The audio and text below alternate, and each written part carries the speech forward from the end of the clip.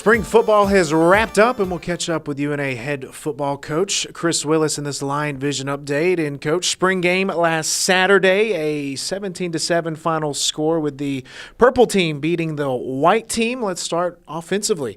What did you like from the weekend? I know some of the young wide receivers showed out, but what were your takeaways? Well, you kind of touched on it right there. The wideouts have been pretty much the group that's carried the offense this all season. Really strong group. I'm really pleased with how we recruited to that position. A lot of guys that are red shirts that are going to come in and play for us next year. And so that group's really strong, you know. But once again, I go back to we've got to be able to get them the football. And we're in the process of recruiting at the quarterback position. I will say Rico had a lot better spring, made steps, moving in the right direction. He didn't particularly throw the ball as well as he's been throwing it all spring in the spring game. But, quarterback position is up in the air right now. Rico by far come out as the number one guy, but we're also going to go out and fill some position needs there at the quarterback position. Running back, we've got a group of guys that Damon Cox kind of stood out as the guy. We kind of go back and forth with a couple guys there. We've got to make some decisions on how we want to handle recruiting there. It's not the immediate need, but it possibly will be as we move forward. And then probably the biggest need outside of just trying to get the quarterback situated is offensive line. We've really got to get that. We feel like we've got a number 2 line ready to go, but we got to finalize the number 1 line. And we've got 2 or 3 guys we feel good about, but we're going to probably go sign 2 or 3 guys during this offseason period in recruiting to try to fill that need. Now, a lot of players are returning defensively, and in the spring game, I know the defense looked really well. Maurice Burton Jr. had a good game. Jalen Dredd at linebacker. But overall, were you pleased with the way the defense played on Saturday? Yeah, our defenses look good all spring, and they should be ahead of the offense. They've got a lot more depth and returners. And, right now the issue we have over there is probably at the D-line as a whole, meaning that I know they stand out a lot, and they've been standing out a lot. We don't have a lot of depth at the D-end position, so that's a position we're going to have to also target. Interior D-line, I think we're going to be fine.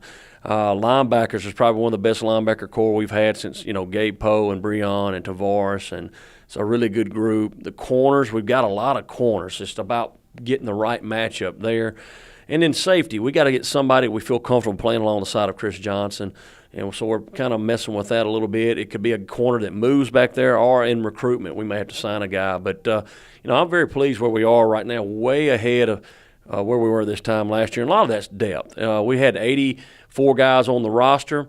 This time last year we had 74 on the roster, and only 56 were able to go in the purple and gold game. And so just a difference in depth. The spring was a lot easier having bodies out there.